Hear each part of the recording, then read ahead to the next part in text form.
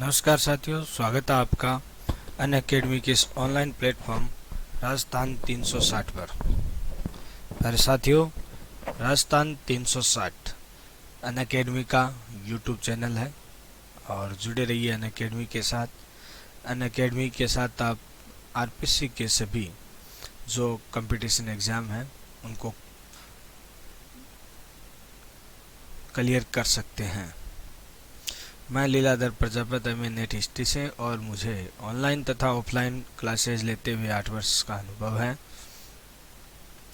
Unacademy पर कैसे registration करना है, तो सबसे पहले आपको क्या करना होगा कि अनअकैडमी का जो लर्निंग ऐप है, अनअकैडमी के इस लर्निंग ऐप को आपको इंस्टॉल करना होगा। ठीक है, इसमें आपको बहुत सारी चीज़ें मिलेगी, जैसे कि इसमें आपको डेली लाइव क्लासेस मिलेगी, लाइव टेस्ट और क्विज है वो मिलेंगे, और स्ट्रक्चर्ड कोर्स है वो मिलेंगे, और इसके अलावा भी अनलिमिटेड एसेसरीज है वो आपको प्राप्त होगी। लाइव क्लास के दौरान आप अपने एजुकेटर के साथ चैट कर सकते हो, मैटर को डिस्कस कर सकते हो, और इसके अलावा अपने डाउट पूछ सकते हो। आंसर पोल की सुविधा भी उपलब्ध है, और इसके अलावा यहाँ पर मॉक टेस्ट है, क्विज है और डिबेट्स है आदि भी बहुत सारी चीज़ें अवेलेबल है। और इसके अलावा बहुत सारे कोर्स है वह अनअकैडमी पर अवेलेबल है। एक बार अनअकैडमी के साथ जुड़ने के पश्चात आप सभी जो कोर्स है उनको निःशुल्क देख सकते हो। देखिए, अनअकैडमी के 12 महीने का जो चार्ज है वो है 7,000 रुपये, और 24 महीने का जो चार्ज है वह है 8,400 रुपये मात्र। और इसमें भी आप अगर प्रोमो कोड यूज करते हो XYZ इस प्रोमो कोड से अगर आप कोर्स खरीदते हो अनअकैडमी का, तो आपको 10% का डिस्काउंट मिलेगा, यानी 12 महीने के आपको देने होंगे 6,300 रुपये, और 24 महीने के आपको देने होंगे 7,560 रुपये, यानी 10% का डिस्काउंट है वह आपको प्राप्त होगा। आज की क्लास में साथियों अपन राजस्थान के इतिहास से संबंधित प्रश्नों का अध्ययन करेंगे, और वो भी मूल रूप से जो मेवाड़ है, मेवाड़ के इतिहास से एग्जाम में एक आधा क्वेश्चन है वह ज़रूर आता ही है। तो परीक्षा की दृष्टि से, ऑल ओवर एग्जाम की दृष्टि से है, आरपीसी की दृष्टि से है, मेवाड़ के जो महत्वपूर्ण प्रश्न है उनका अपन अध्ययन करते हैं। देखिए, इंडियन हिस्ट्री के बाद अपन ने राजस्थान का इतिहास शुरू किया, और राजस्थान इतिहास के जो महत्वपूर्ण प्रश्न है वो अपन पढ़ेंगे। ठीक है ना। गोहिल के पिता का नाम क्या था? मेवाड़ वंश है, इस मेवाड़ वंश में जो मेवाड़ राजवंश रहा है उस मेवाड़ राजवंश को गोहिल वंश कहा जाता है, जिसकी स्थापना गुहादित्य या केवल शॉर्ट में गोहिल भी इसको बोलते हैं, इनके द्वारा की गई थी। तो प्रश्न है कि गुहादित्य किसके पुत्र थे? विक्रमादित्य के, शिलादित्य के, बालादित्य के या जैत्र सिंह के? मेवाड़ के इतिहास का ये महत्वपूर्ण प्रश्न है, पहला प्रश्न है।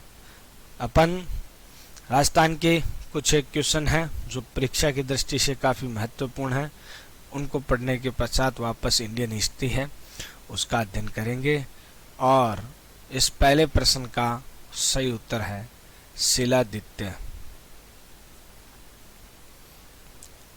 तो गुहादित्य के पिता का नाम क्या था? गुहादित्य के पिता का नाम था भैया शिलादित्य। ठीक है, चलिए आगे वाले क्वेश्चन की ओर। आगे वाला प्रश्न है, महाराणा कुंभा ने किस युद्ध की जीत के पश्चात कीर्ति स्तंभ का निर्माण करवाया? तराइन के प्रथम युद्ध, नागौर के युद्ध, पिलसुद्ध का युद्ध और सारंगपुर का युद्ध। इसका सही उत्तर दीजिए।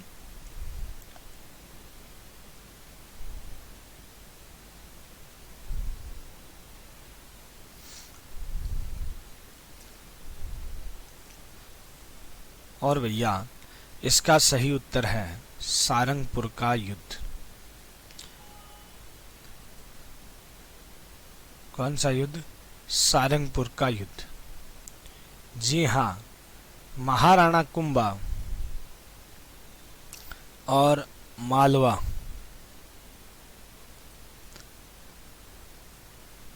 या इसको मांडू भी कहते हैं, मालवा का शासक था महमूद खिलजी प्रथम। तो महाराणा सांगा और मालवा के शासक महमूद खिलजी प्रथम के मध्य सन 1437 ईस्वी में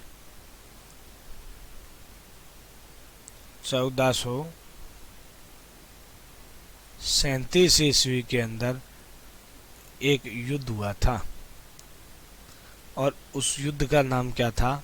सारंगपुर का युद्ध। इस सारंगपुर के युद्ध में महाराणा कुंभा है वह विजयी हुए थे। सारंगपुर के युद्ध में किसकी विजय हुई? तो सारंगपुर के युद्ध में महाराणा कुंभा की विजय हुई थी।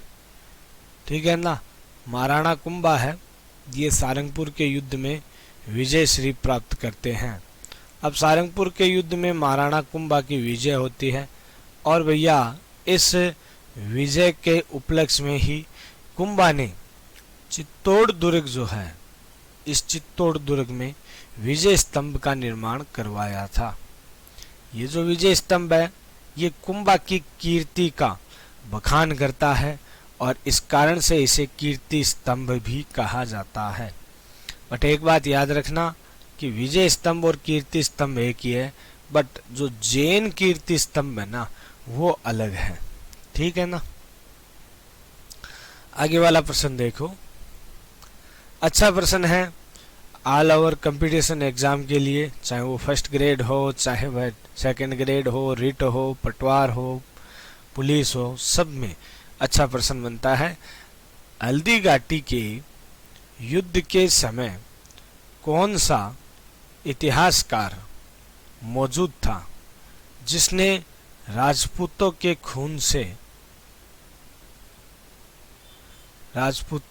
खून से अपनी दाढ़ी रंगी? तो ऐसा कौन सा, सीधा सा देखो प्रश्न है कि भैया हल्दी घाटी के युद्ध का एकमात्र प्रत्यक्षदर्शी इतिहासकार कौन था? अलबरूनी, बदायूनी, अमीर खुसरो, मिनहाज उस सिराज? और दीजिए सही उत्तर इसका।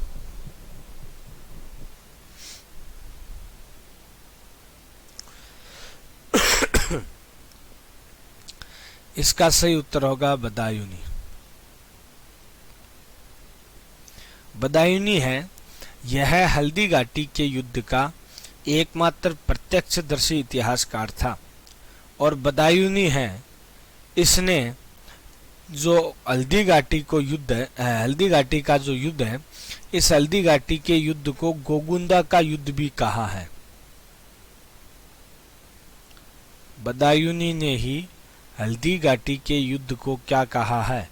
बदायूनी ने हल्दी घाटी के युद्ध को गोगुंदा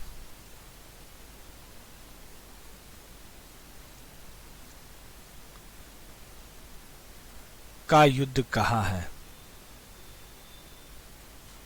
ठीक है ना, गोगुंदा का युद्ध। तो हल्दी घाटी के युद्ध को गोगुंदा का युद्ध किसने कहा है? हल्दी घाटी के युद्ध को गोगुंदू का युद्ध है वो कहा है बदायूनी ने।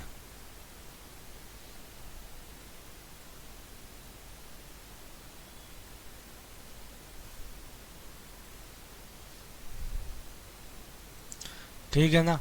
और बदायूनी हल्दी घाटी के युद्ध में जो वर्णन करता है उसमें बदायूनी कहता है कि भैया युद्ध के प्रारंभ में कीका की सेना ने हम पर जबरदस्त प्रहार किया कि हमारी सेना है वो भेड़ बकरियों की तरह है, भागने लगी युद्ध का मैदान छोड़ करके।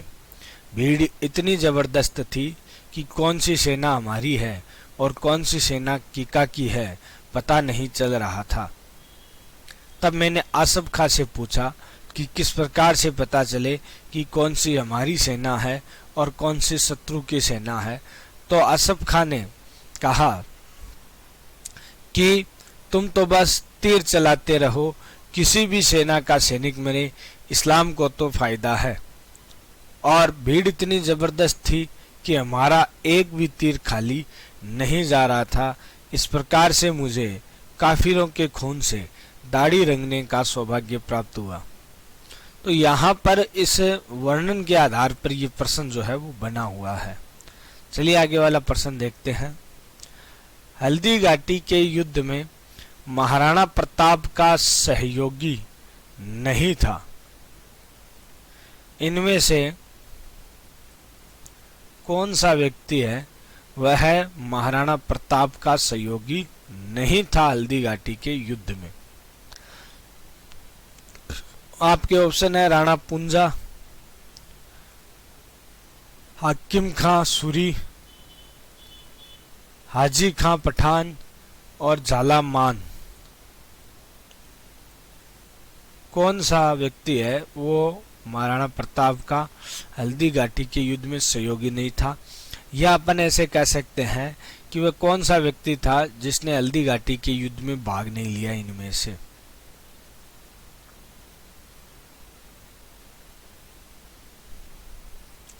और इसका सही उत्तर होगा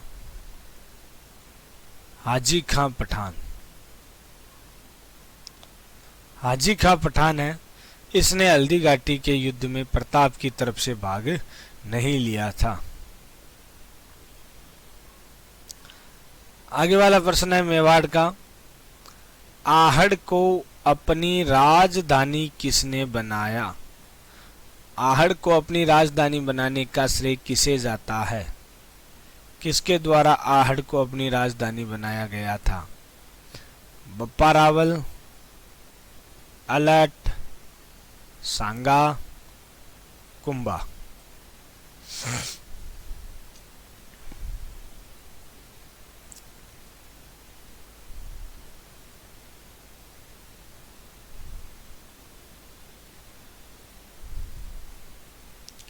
और इसका सही उत्तर होगा अलट।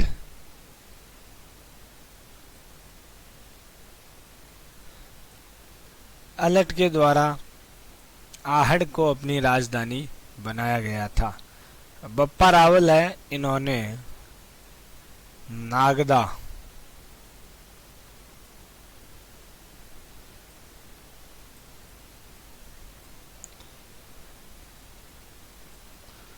को अपनी राजधानी बनाया था। नागदा को राजधानी बनाने का श्रेय जो है वो बप्पा रावल को जाता है। कुंभा और सांगा के द्वारा कोई राजधानी में परिवर्तन नहीं किया गया और अलट ने राजधानी बनाई आहड़ को। आगे वाले प्रश्न की ओर चलते हैं। नेपाल में गोहिल वंश की नींव किसने रखी? नेपाल में गोहिल वंश की स्थापना किसने की? रतन सिंह ने, जैत्र सिंह ने, कुंभकर्ण सिंह ने, राज सिंह ने।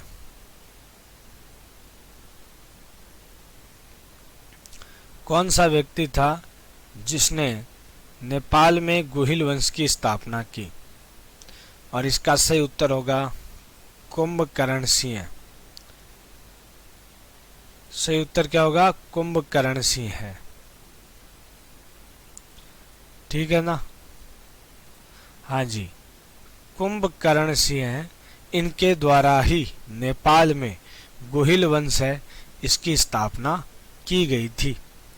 कुंभकर्ण सिंह समर सिंह जो थे मेवाड़ के शासक, उनके पुत्र थे और अपने पिता से अलग होकर ये नेपाल चले गए और नेपाल में जाकर कुंभकर्ण सिंह के द्वारा नेपाल में गोहिल वंश की स्थापना की गई। 7 नंबर का जो क्वेश्चन आगे वाला वो है चित्तौड़गढ़ के प्रथम युद्ध यानी 1303 ईस्वी या प्रथम शाका भी अपन कह सकते हैं, के समय अलाउद्दीन खिलजी के साथ कौन सा इतिहासकार है या साहित्यकार है वो मौजूद था।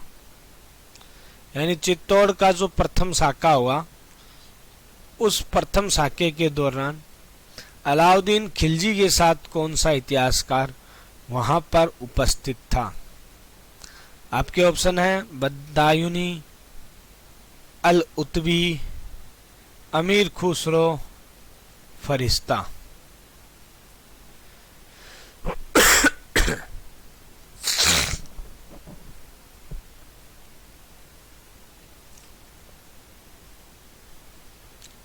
और इसका सही उत्तर होगा अमीर खुसरो।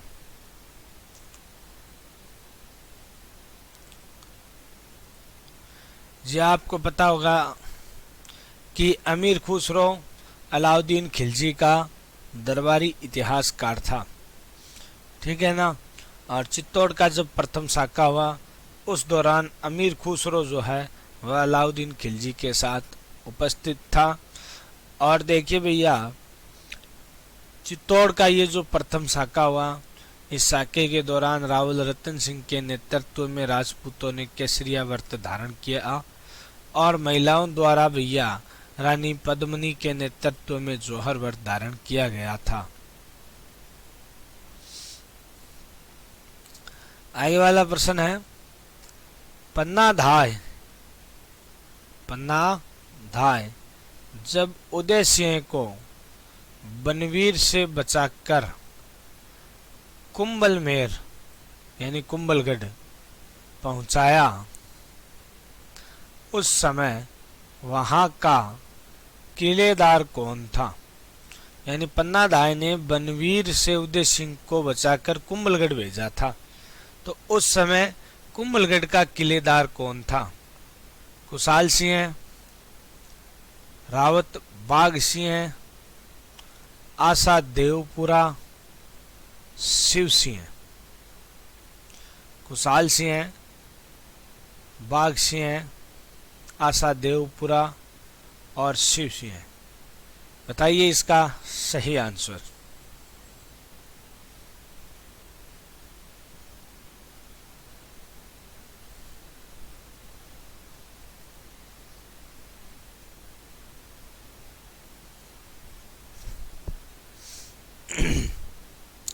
और इसका सही आंसर होगा आशा देवपुरा, या इसे आशा शाह भी कहते हैं। तो इनके द्वारा है वो उदय सिंह का पालन पोषण अपने भतीजे के नाम से किया गया था कि ये मेरा भतीजा है, ठीक है ना। आगे वाले प्रश्न की ओर चलते हैं। 9वां प्रश्न आपकी स्क्रीन पर, बप्पा रावल ने किसको परास्त करके चित्तौड़ का किला प्राप्त किया। यानी चित्तौड़ पर अधिकार करने के लिए बप्पा रावल द्वारा किस शासक को पराजित किया गया। भोज परमार, नरवर्मन, मान मौर्य, वासुदेव। और ये प्रश्न शायद पीछे भी आया हुआ है, तो इसका सही आंसर क्या होगा, मान मौर्य। मौर्य वंश का शासक था मान मौर्य, और मान मौर्य को बप्पा रावल ने 734 ईस्वी में पराजित किया। 734 ईस्वी में बप्पा रावल के द्वारा मान मौर्य को पराजित किया गया, और मान मौर्य को पराजित करके बप्पा रावल है, इन्होंने चित्तौड़ पर अधिकार कर लिया सर्वप्रथम। मेवाड़ में सबसे पहले नौकरशाही का गठन किसने किया था। यानी मेवाड़ में सर्वप्रथम नौकरशाही व्यवस्था को प्रारंभ करने का श्रेय है वो किसे जाता है। आपके ऑप्शन है राणा सांगा, अलर्ट, बप्पा रावल, जैतर सिंह।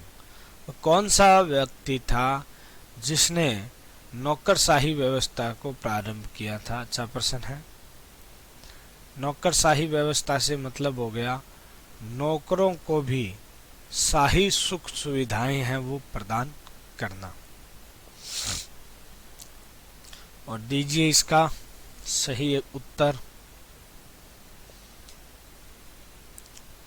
इसका जो सही आंसर है, इसका जो सही उत्तर है वह क्या होगा? इसका सही उत्तर होगा अलर्ट। जी हाँ, अलर्ट के द्वारा ही मेवाड़ में नौकरशाही व्यवस्था को प्रारंभ किया गया था।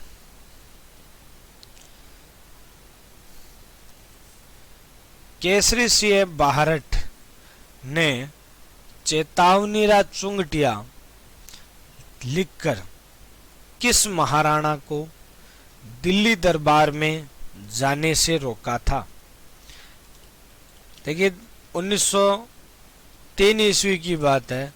1903 ईस्वी के अंदर दिल्ली दरबार का आयोजन किया गया था और इस दिल्ली दरबार में भाग लेने के लिए है वह राजस्थान के कई शासक गए थे। दिल्ली दरबार में शामिल होने के लिए राजस्थान के कई शासक है उनको आमंत्रित किया गया था। ठीक है ना।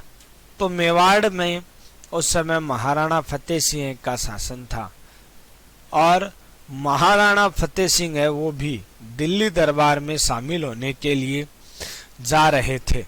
तो उस दौरान जो रेलवे स्टेशन है उस रेलवे स्टेशन पर केसरी सिंह बारट ने एक 13 सोरठों से युक्त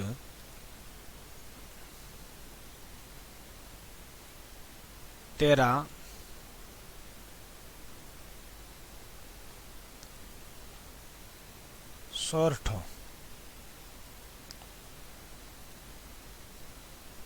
से युक्त एक कविता जिसका शीर्षक था चेतावनीरा चुंगटिया, यह भेजी और इसको पढ़ते ही महाराणा फतेह सिंह का सोया हुआ स्वाभिमान जाग गया और महाराणा फतेह सिंह ने दिल्ली दरबार में भाग नहीं लिया। ठीक है। तो किसको रोका गया? महाराणा फतेह सिंह को। आगे वाला प्रश्न, निम्नलिखित को सही क्रम में लिखिए। अकबर के दूत के रूप में महाराणा प्रताप से मिलने वाले राजदूत, इनका सही क्रम बताना है। मान सिंह, भगवंदास, जलाल खां और टोडरमल। बताइए इनका सही क्रम क्या था?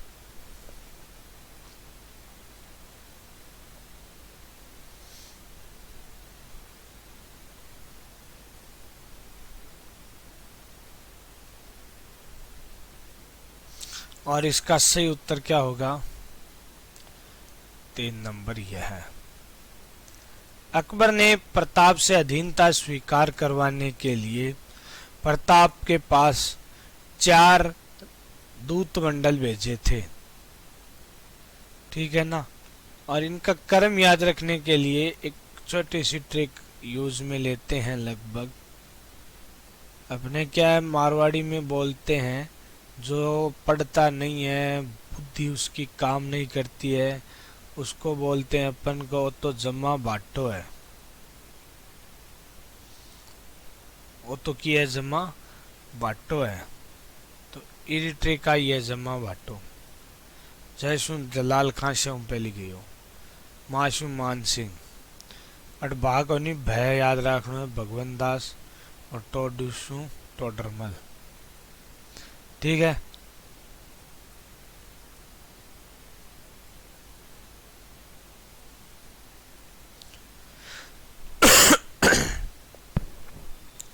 आगे वाला प्रश्न, मेवाड़ के किस शासक के समय रावल शाखा तथा राणा शाखा का उदय हुआ। यानी किस शासक के समय है वह रावल शाखा और राणा शाखा दो शाखाओं में गोहिल वंश विभाजित हो गया। किसके समय में? जैम सिंह, रण सिंह, सामंत सिंह और जैत्र सिंह।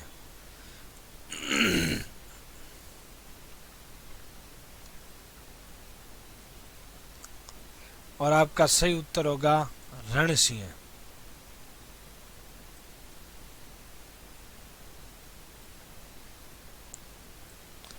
जी हाँ, रण सिंह के समय मेवाड़ दो भागों में विभाजित हुआ था। रण सिंह का बड़ा बेटा छेम सिंह था, जिन्होंने रावल शाखा की स्थापना की थी।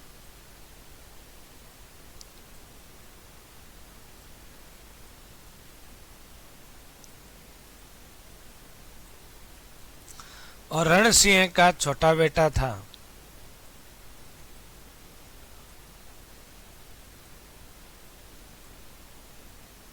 राहब, और इसने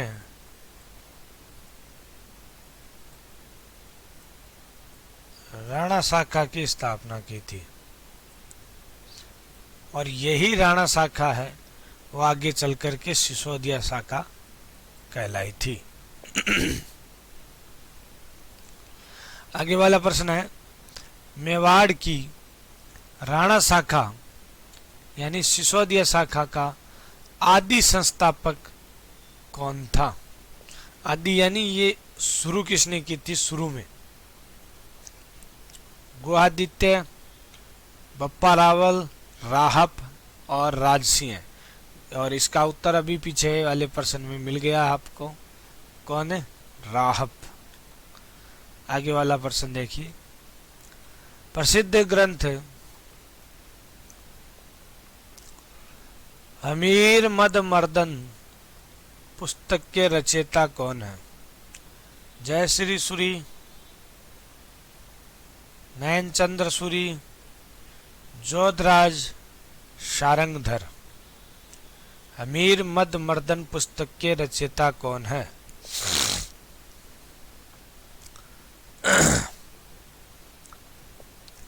और आपका सही उत्तर होगा जय सिंह सूरी। जय सिंह सूरी की प्रसिद्ध रचना है ये हमीर मद मर्दन। ठीक है। और मेवाड़ के जो शासक थे राणा हमीर देव सिसोदिया, उन पर यह पुस्तक लिखी हुई है, हमीर देव सिसोदिया पर। आगे वाला प्रश्न देखते हैं, जैत्र सिंह ने गुलाम वंश के किस शासक को पराजित किया था? बलबन, बाबर, जलालुद्दीन खिलजी और इल्तुतमिश।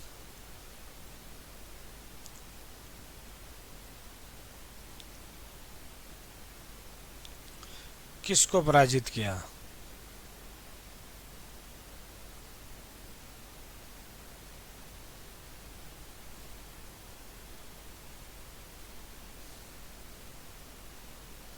तो इसका सही उत्तर होगा इल्तुतमिश।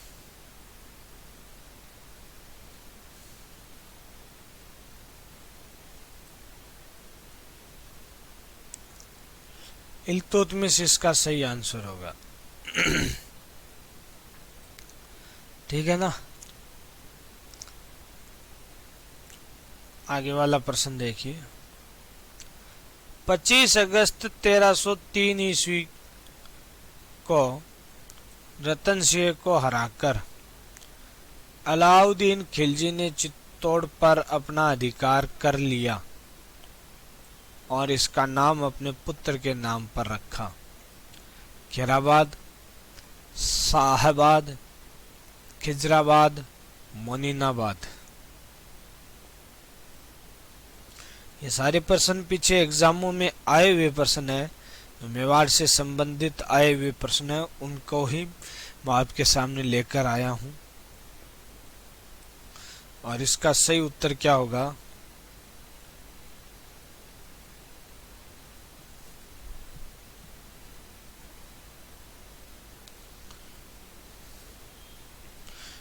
इजी प्रश्न है और आपको लगभग को पता है खिजराबाद। इसका सही आंसर होगा खिजराबाद। ठीक है, चलिए आगे वाले प्रश्न की ओर चलते हैं। आगे वाला प्रश्न ये रहा आपके स्क्रीन पर। मेवाड़ का यानी राजस्थानी मान लो पूरा, भीष्म पितामह किसको कहा जाता है? किस व्यक्ति को मेवाड़ का भीष्म पिता कहते हैं या राजस्थान का भीष्म पिता कहते हैं? लाखा, करण सिंह, अमर सिंह और राणा चूड़ा।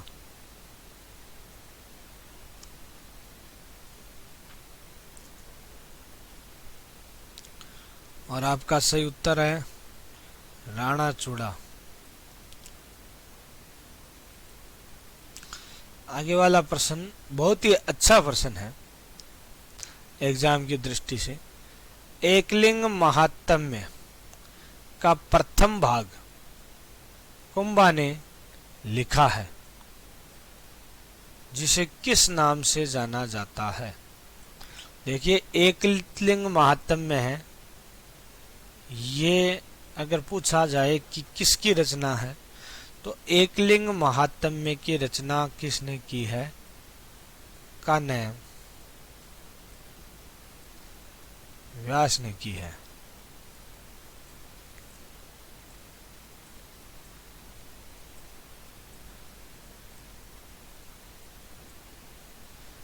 एकलिंग महात्म्य के रचनाकार कौन है? Kanye Vyas. बट इसका जो पहला भाग है ना, इसका प्रथम जो भाग है वो किसने लिखा है? इसका प्रथम भाग लिखा है कुंभा ने। और किस नाम से लिखा है? सूर्य वंश वर्णन, मेवाड़ वर्णन, दीप सलाका, राजवर्णन। किस नाम से? राजवर्णन के नाम से लिखा है। तो इसका प्रथम जो भाग है वो कहलाता है राजवर्णन। आगे वाला प्रश्न देखिए। निम्न ग्रंथों में से कौन सा ग्रंथ है वो महाराणा कुंभा द्वारा रचित नहीं है? संगीत राज, सूर प्रबंध, रसिक प्रिया और एकलिंग महात्म्य। और इसके बारे में आपको अभी बताया था।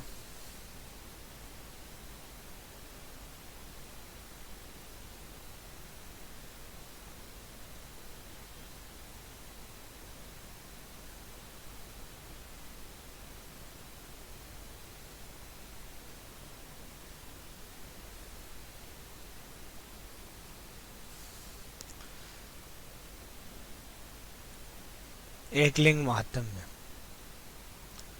क्योंकि एकलिंग महात्म्य ग्रंथ की रचना किसने की है? एकलिंग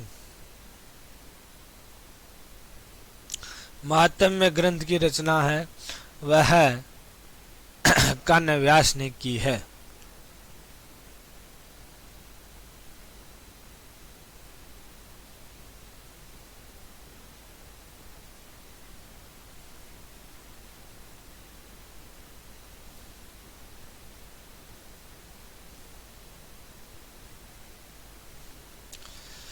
आगे वाला प्रश्न देखिए आपकी कंप्यूटर स्क्रीन पर, ये रहा सामने।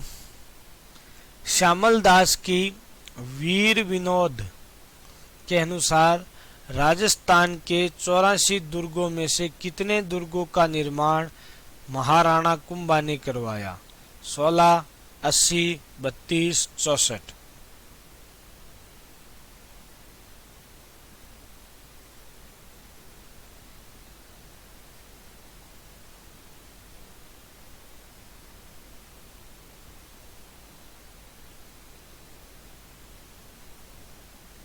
और इसका सही उत्तर क्या होगा? 32।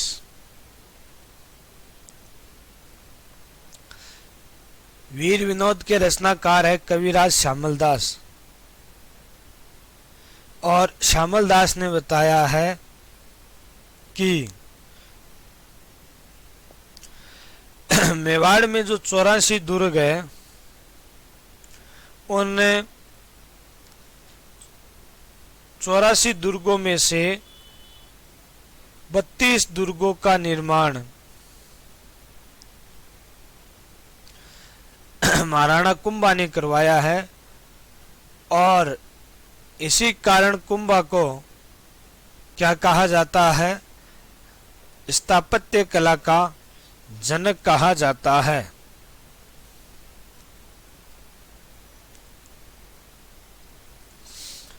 कुंभलगढ़ दुर्ग का निर्माण किसके निर्देश में हुआ?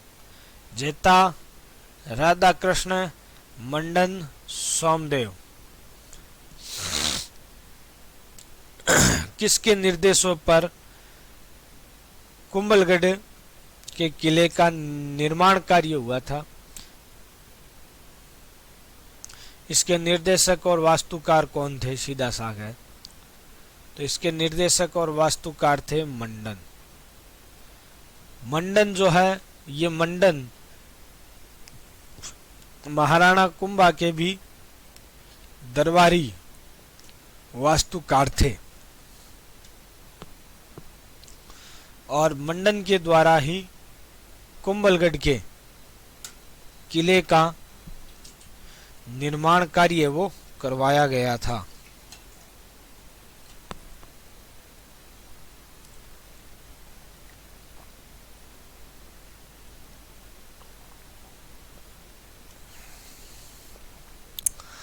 आगे वाला प्रश्न आपके स्क्रीन पर, स्थापत्य कला पर वास्तु मंजरी नामक ग्रंथ है, वो किसने लिखा है? कौन सा व्यक्ति है जिसने स्थापत्य कला पर वास्तु मंजरी नामक ग्रंथ की रचना की है? गोविंद, मंडन, नापा, जेता।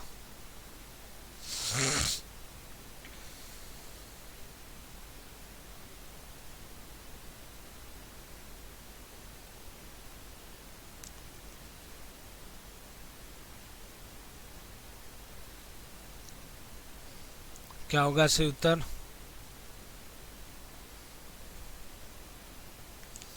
और इसका सही उत्तर होगा मंडन। ठीक है, ये रहा आगे वाला प्रश्न आपकी कंप्यूटर स्क्रीन पर। निम्नलिखित में से कौन सा जैन आचार्य कुंभकालीन नहीं है? सोम सुंदर सूरी, सोमदेव, भुवन कीर्ति और रत्न प्रभु सूरी। प्रसिद्ध विद्वान रहा है, जैन आचार्य रहा है जो कुंभकालीन नहीं है।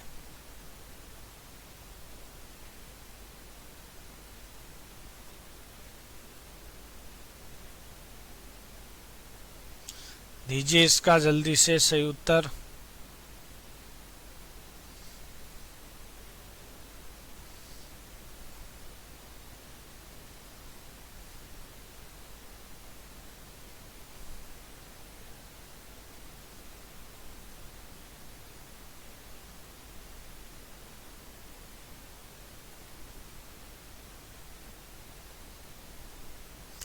और इसका सही आंसर होगा सोमदेव।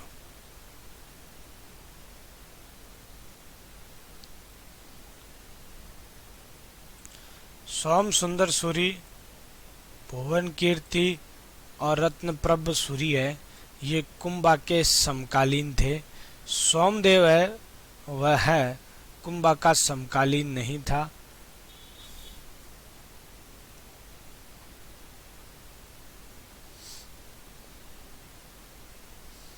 आगे वाला प्रश्न, महाराणा कुंभा की हत्या किसने की? उद्दा, रायमल, चाचा व मेरा या रणमल।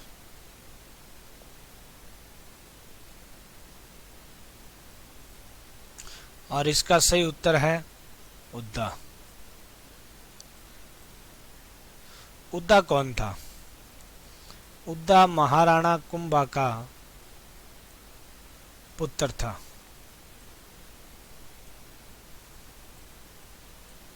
उद्दा कौन था? महाराणा कुंभा का पुत्र था। ठीक है ना। और उद्दा ने अपने पिता महाराणा कुंभा की सन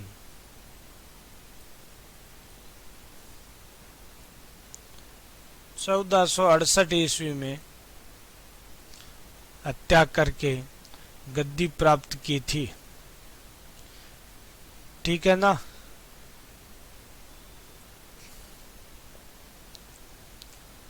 उड़ावा पृथ्वीराज के नाम से जाना जाता है। पृथ्वीराज चौहान, पृथ्वीराज राठौड़, पृथ्वीराज राणा, पृथ्वीराज सोलंकी। उड़ावा पृथ्वीराज या फिर उड़ावा पृथ्वीराज, या ये भी नाम आ सकता है एग्जाम में।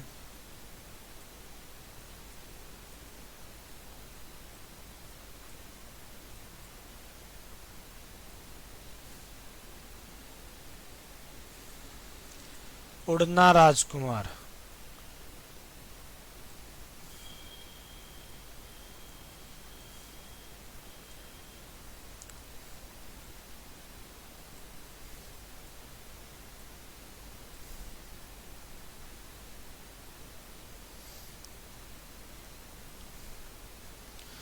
किसको कहा जाता है उड़ना राजकुमार?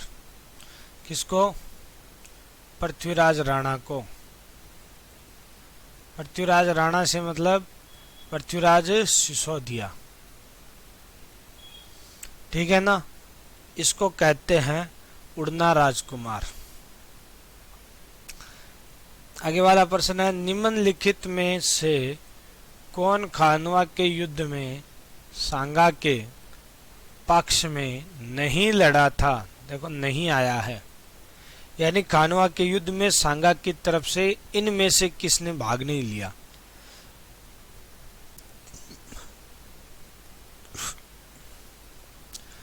पृथ्वीराज,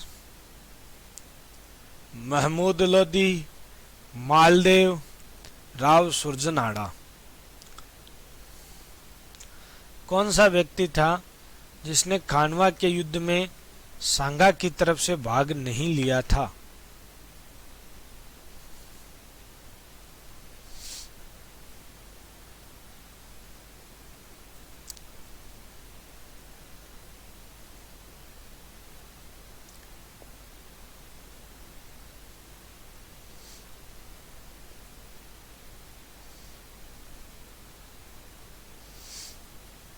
और आपका सही उत्तर होगा राव सुरजनाड़ा।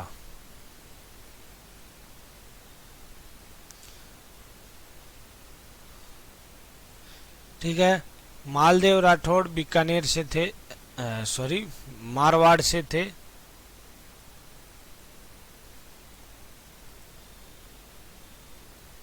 जोधपुर।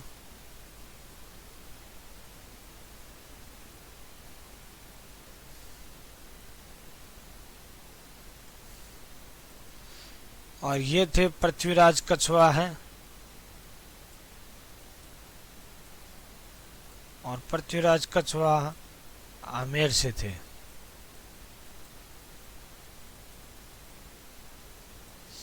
महमूद लोधी, ये इब्राहिम लोधी का भाई था जो बाबर से अपने भाई की पराजय का बदला लेना चाहता था। आगे वाला प्रश्न आपकी स्क्रीन पर, राणा सांगा की पत्नी जिसने गुजरात के बादशाह के चित्तौड़ पर आक्रमण के समय हुमायूं को राखी भेजी थी। एकदम इजी प्रश्न है, सबको पता है। कौन थी वह? ताराबाई, कर्पूर देवी, कर्मावती, सहल कंवर। कौन थी? आड़ी रानी कर्मावती, जिसने गुजरात के शासक, उस समय गुजरात का जो शासक है वह था बहादुर शाह खिलजी।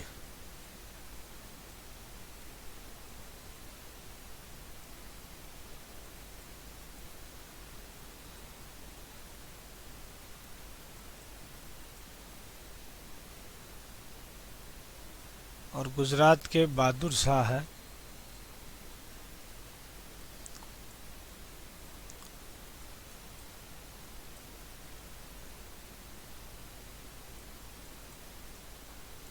खिलजी है, गुजरात के बहादुर शाह खिलजी को इन्होंने राखी भेजी थी। खानवा का युद्ध कब हुआ? नॉर्मल बेसिक क्वेश्चन है। खानवा का युद्ध कब हुआ? 15 मार्च 1517, 26 अगस्त 1537, 17 मार्च 1527, 15 जून 1615। तो इसमें क्या होगा आपका सही आंसर?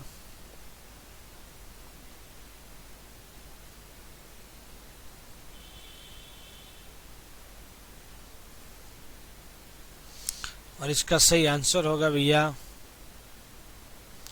17 मार्च 1527। ये जो खानवा का युद्ध है, ये खानवा का जो मैदान है वो कहाँ पर है? खानवा का मैदान है वो भरतपुर में है, रूपावास तहसील भरतपुर में।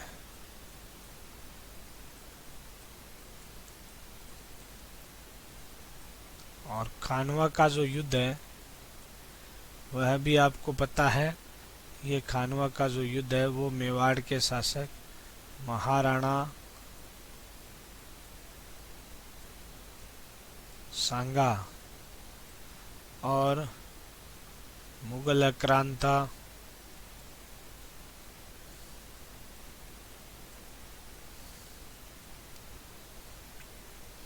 बाबर के मध्य हुआ था।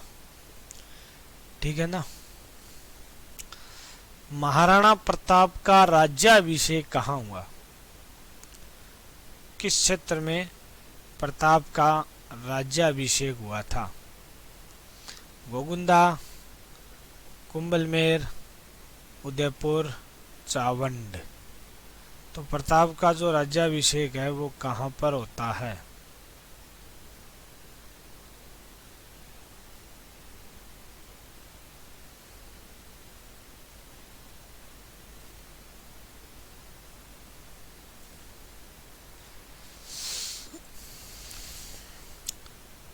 देखिए, महाराणा प्रताप का जो राज्याभिषेक है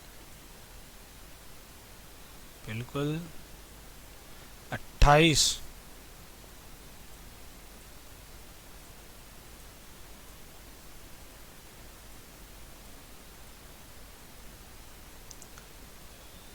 फरवरी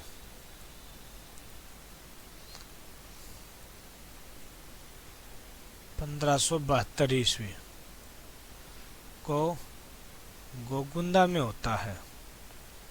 जिस दिन महाराणा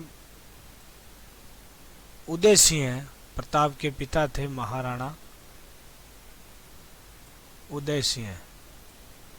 तो महाराणा प्रताप के पिता महाराणा उदय सिंह की जिस दिन मृत्यु हुई थी उसी दिन भैया प्रताप का राज्याभिषेक हुआ था। 28 फरवरी 1572 ईस्वी को होली के दिन। इस दिन क्या थी? इस दिन होली थी। तो हिंदू कल्चर में, संस्कृति में ये परंपरा है कि त्योहार के दिन अगर किसी की मृत्यु हो जाती है तो उस त्योहार को भैया मनाते नहीं है, उस त्योहार को मनाते नहीं है, आड़ लग जाती है। और राज परिवार त्योहार नहीं मनाएगा भैया भविष्य में, तो प्रजा कैसे मनाएगी? तो इस कारण से क्या किया गया कि इसी दिन है वो महाराणा प्रताप का राज्याभिषेक है वो कर दिया गया। जब उदय सिंह का अंतिम संस्कार हुआ गोगुंदा में, उसी दौरान प्रताप का राज्याभिषेक है वो कर दिया गया। जुड़े रहने के लिए आपका बहुत बहुत धन्यवाद। जुड़े रहिए राजस्थान 360 के साथ और कंपटीशन एग्जामों की तैयारी करते रहिए, अपनी तैयारी को परखते रहिए। ठीक है। अनअकैडमी का ऐप डाउनलोड करें और ये प्रोमो कोड यूज करके 10% का डिस्काउंट प्राप्त करें। सब्सक्राइब राजस्थान 360 और 8 देखो घंटों भी दे है, टन वो टन भी दबा दिया। ठीक है नहीं।